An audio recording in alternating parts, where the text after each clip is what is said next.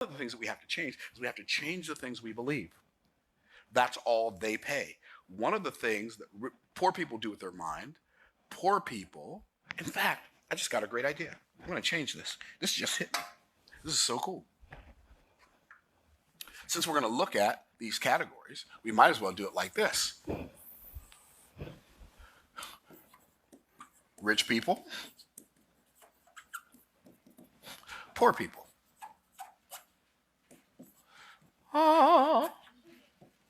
Okay. With our mind, rich people believe in our leverage. Poor people believe in their limitations.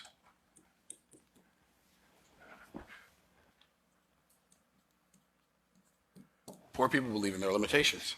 And so one of the things you're going to have to do with your mind is you're going to have to believe in your leverage more than you believe in your limitations. What does that mean? It means you're going to have to believe in your possibilities more than you believe in your problems. You're going to have to believe in your abilities more than you believe in your liabilities. And are your liabilities just you lying about your abilities anyway? Or believing the lies that other people told you about your abilities? And so that's a very big difference in belief. Like, I believe that everything is possible for me. Let me ask you a question. Do you believe that everything's possible? And I know some of you right now, even as these words are falling out of my mouth, you're making an excuse for yourself, and you're saying, and I'm not judging you, I'm just saying, I know this is how this works because this is how it worked in me when I was you. You're saying, yeah, that's easy for you to say, you make a lot of money. But the reason I make a lot of money is because I became the person for whom that's easy for me to say. Are y'all tracking? Yes. Like, which came first, the chicken or the egg? Well, according to God, the chicken came first, right? So let's don't get it twisted. And so the belief comes before the behavior. The mindset comes before the asset. And so many people don't have the mindset. Like, you have a mindset that's been programmed to you by the cultural hypnotic societal mechanism. Your parents participated in it, your teachers, your pastors, your Sunday school teachers, your siblings, your friends, your neighbors, your bosses. They all participated in creating a mindset in you that made sure, inadvertently, they didn't do it intentionally, some of them, inadvertently, that you didn't get too much farther ahead of them, because if you did, it's going to make them feel like they're wasting their life.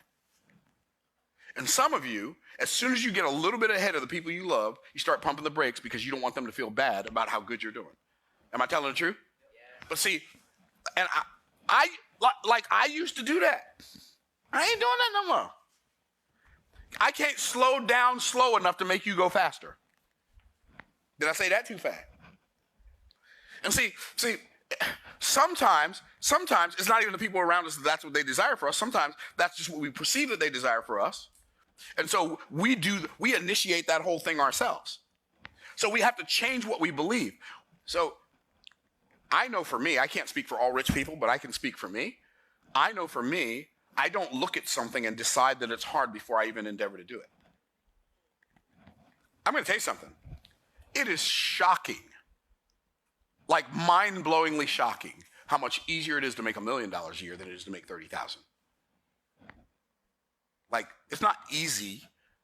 Making $30,000 a year ain't easy either. So, like, pick your easy, baby. Are y'all tracking? And so you have to adopt some different beliefs. And when you adopt some different beliefs, here's what happens.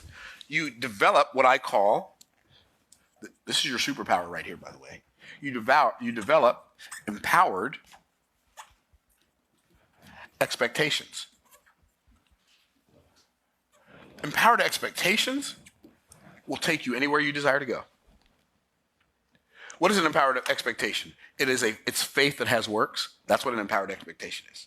Faith that works is faith that will cause you to work. What do poor people do with their mind? Oh, they have disempowered expectations.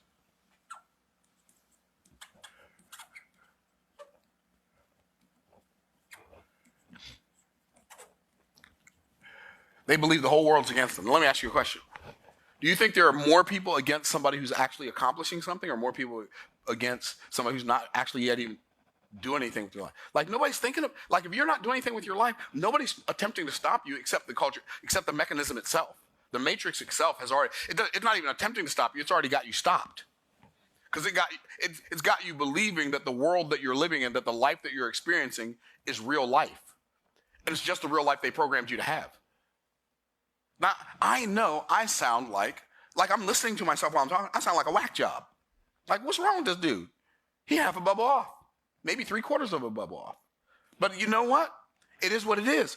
Like, it doesn't cost me any more to believe the stuff I believe than it costs you. Actually, the stuff you believe may be costing you more. And by the way, it cost me a whole lot less to believe what I believe now than it did to believe the stuff that kept me broke for almost 40 years. That stuff cost me a fortune. And what's interesting is, poor people believe that all of the contributing factors are determining factors. And I'm telling you, I'm not minimizing the fact that, like, difficult things have happened to you. I'm not minimizing that fact. But if you think you're the only one that difficult things have happened to, you are delusional. Everybody's gone through tough stuff. That's how you know you're still living, because you went through some tough stuff. Or maybe right now you're going through some tough stuff. You're like, man, I wish this tough stuff would get over so I could get to the enough stuff, right? But the reality is, the enough stuff only gets here when you become the person who can stay there when you get there. The purpose of the tough stuff is to turn you into the person. What person? The person you're resisting becoming right now. I wish I had some helping hand. Oh, Lord. If I could give you a gift that would change your life forever, the gift that I would give you is belief in who you are based on whose you are.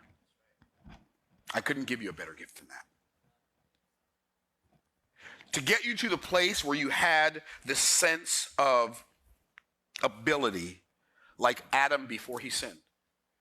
God said, okay, I'm going to bring you to animals. You tell me what they're going to be called.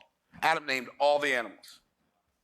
That doesn't seem like that big of a deal until you start looking at pictures of animals and try to name them all. That'll let you know how much of a feat that was, won't it?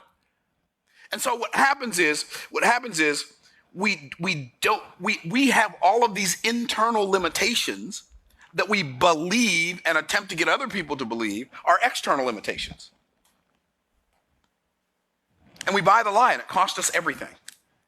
And I'm telling you, poor people and rich people use their mind for very different things. Rich people we use our minds to focus on intention. And the reality is, we hyper-focus on intention. I'm going to define intention. Hyper-focus on intention. What does that mean? I'm going to give you the Myron Golden definition of intention. You ready? Anything that moves the needle in your favor. If it does not move the needle in your favor, it's not intention. Poor people, hyper-focus on distraction.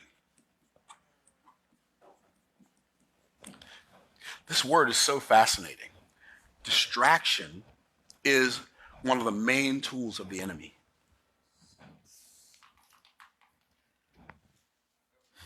We think, do you understand the purpose of professional sports?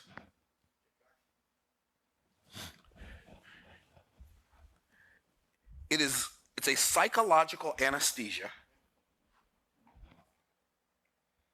to lull you into a state of asleepness so that you do not feel the pain of them extracting all of the beauty from your future.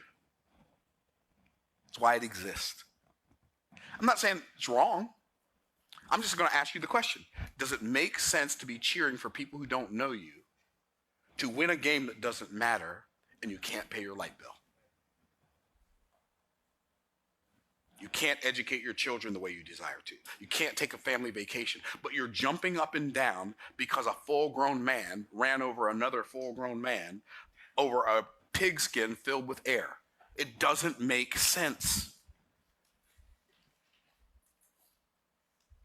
Doesn't make sense to watch a movie. You're broke and you're watching a movie. You're broke and you're watching a movie. I want you to feel the pain of that statement. You're broke and watching a movie. You're watching people who are rich pretend to be people who don't exist to distract you from intention in your life, from making your life better for generations, your family's life better for generations. And you're watching fake people live fake lives to create real feelings in you that anesthetize you from the fact that your life isn't working. It doesn't make sense. I'm not saying movie. I like movies. Difference between me and you is I can afford to watch them now. And when I couldn't, I didn't. You don't understand. I was so hyper-focused on intention. I didn't listen to music. I didn't watch television. I didn't go to games. I didn't watch games. I didn't care who won if I was losing. Hyper-focus on intention instead of hyper-focusing on distraction. It'll change your life for the rest of your life. What's a distraction? Anything that doesn't move the needle in your favor. People say, I'm just not good at names. I'm just not good at sales. I'm just not good at technology. I just don't know how to use a computer. What does that even mean? When you were born, you didn't know how to do anything. Were we just going to leave you in the crib forever? Your mom going to just carry you around on her hip at 37? When you're 37, not her. We won't accept physical stagnation, but we'll accept mental, emotional, financial, learning and growth stagnation from everybody around us. And I get it. I get it. Like, people are going to misunderstand you. When you hyper-focus on intention, people are going to think you're pompous. They're going to think you're arrogant. They're going to think that you think you're better than them, even if you don't. Because they think you're better than them. They think you think you're better than them. Did I say that too fast? Because I already know I ain't better than anybody. I'm better at things than other people, but I'm not better than anybody. I am no more valuable as a human being than the person who cleans my house, or the person who cleans my hotel room, or the person who washes my car. I may value myself more than they value themselves, maybe, maybe not, but I'm not more valuable than them. And so I'm always going to treat every human being that I meet with dignity and respect because they're made in the image of God. I can't even walk past somebody without like, hi, how you doing? Why? Because I'm acknowledging the God-likeness in them. When you say hello to somebody, you're not just saying hello, you're acknowledging the God-likeness. You're not ignoring God. And what I mean by ignoring God, Jesus said it, as you've done it unto the least of these, you've done it also unto me. And how can you say you love God whom you haven't seen if you hate your brother whom you have seen? There are multiple places in Scripture where it tells us how we treat people is how we treat God. If you ignore people, you ignore God. Why? Because he's the one that told you not to ignore people. Oh, snap.